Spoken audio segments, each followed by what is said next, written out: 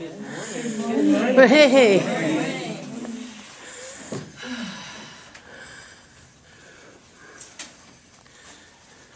It is my pleasure to be here talking with you about the spirituality of singing. Excuse me for a minute. We're going to raise up the microphone. How's that? Better? Yes. Better. Well, before you start, I've got a quick announcement. Corky, do Vanna with a chair. Oh, We have 12 of these chairs, rolling red chairs, and before you go today, please take one home for your home office. They're free, and we'd like for you to have one, and it'll fit in your car. There you are. Okay, thank you so from much. our butt to yours. I'm sorry, Darrell. One minute. That's all right. Good morning. Good morning. For those of you who don't know me, I am Minister Cheryl Lewis.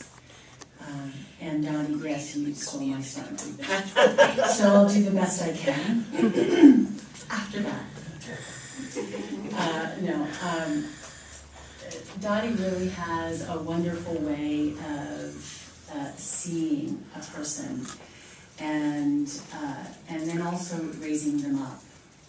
And so when Dottie asked me to do a talk here, she saw in me the way that singing lights me up. And so I thought, okay, I'll come and talk about that. I think there's some hidden gems in that story that I'd like to share with you. And that being, as much as I love singing, I didn't know that joy inside myself until just a few years ago when I joined the choir. I had always loved music. From the beginning I loved music. But I never knew I loved singing. And then when Dottie decided that she wanted to have a choir here, and she said, no talent required, I went, I can do that.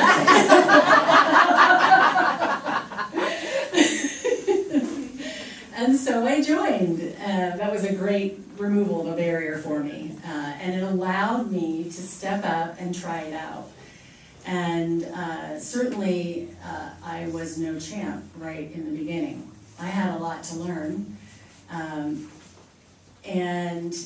it was just wonderful learning it. I discovered that as I was learning about harmony and learning about hearing the other choir members and singing in rhythm with them, that the lessons were delightful. They were challenging, but they were fantastic, and I giggled through the whole thing. Well, thank Reverend Annie for being here. Yes. Thank you, Annie. Yes, it wouldn't have been possible if she and Kat hadn't stood up and said, yeah, we'll manage this.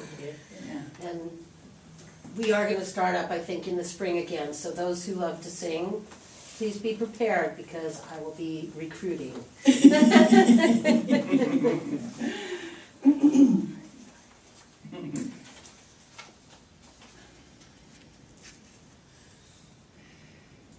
So as I went through learning, the ropes of choir and expanding myself, hearing myself sing, actually, hearing the song come out of my mouth and being okay with that in front of other people was a challenge. It was interesting. It was part of the lesson.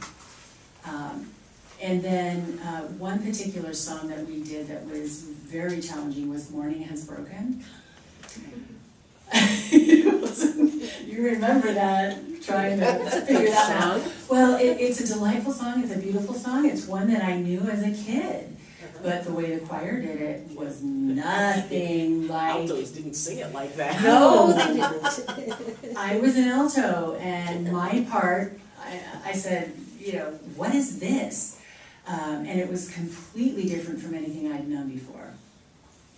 So it took a lot of practice learning my part, and then I had to come and sing it with the rest of the choir and singing with their parts. Mm-hmm. And when we performed it, oh my God. It's amazing, isn't it? That was it. It was goosebumps, it was joy, and then I knew this was something that I really, really loved to do. It was the hidden gem inside myself that I never knew was there. I faced my fear, and I stepped out of my comfort zone, and I did something that I was curious about and interested in. And I think my message to you is, that is how you find your joy. I have a song that I wanna play for you that sort of emphasizes that.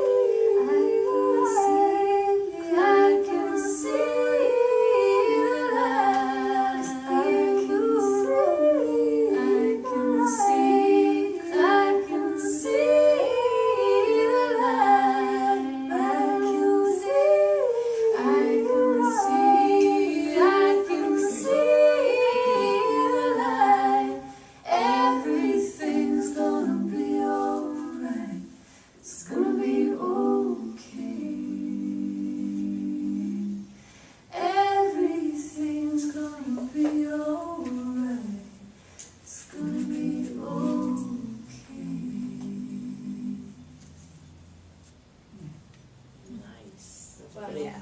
Thank you. Who's singing that?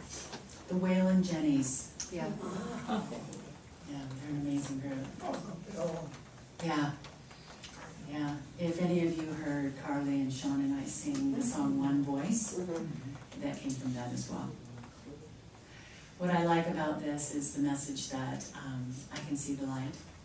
I can be free from the bounds that hold me back, and be free to explore. But the most important thing while you're doing this is to love yourself. Yay!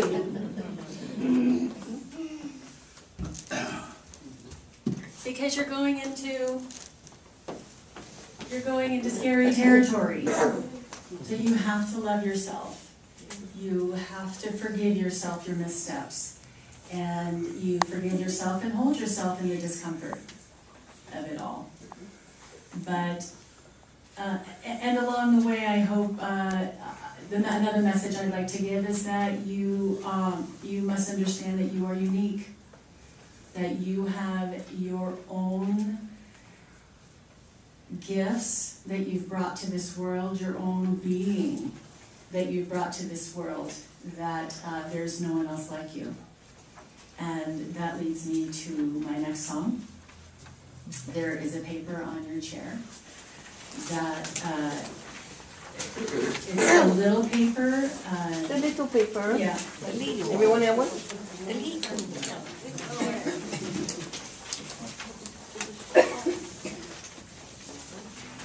None of them are you? Does anybody else need a piece of paper? Extra one. In the back? There's a couple more here. So this song is a song that is Yeah, one more. a soft rock. So it moves pretty fast, but I love the chorus, and that's what I invite you to sing. The rest of it goes too fast to try to keep up with him, but if we can sing the chorus together, I invite you to set aside your fear of not being able to sing and sing like you're in the car by yourself. Sing like you're in the shower. And belt it out. There you go. So belt it out.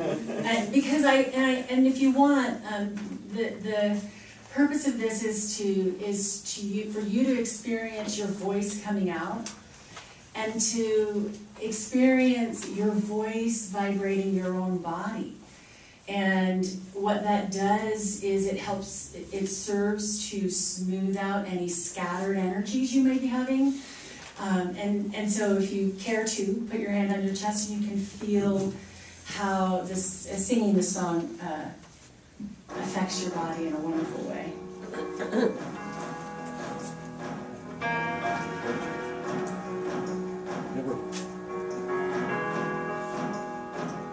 Where's the speaker there? Black, blue, yellow, white, red, striped, scarlet, and blue.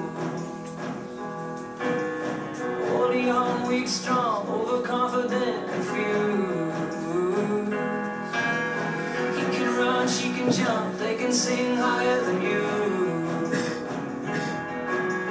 Make you hurt, make you cry, make you forget the truth. Never gonna get it for yourself if you keep your eyes on someone else. Nobody started from the place that you started from. Nobody hopes to go where you're already going. Nobody out there wants a life for you to do, 'cause none of them are you.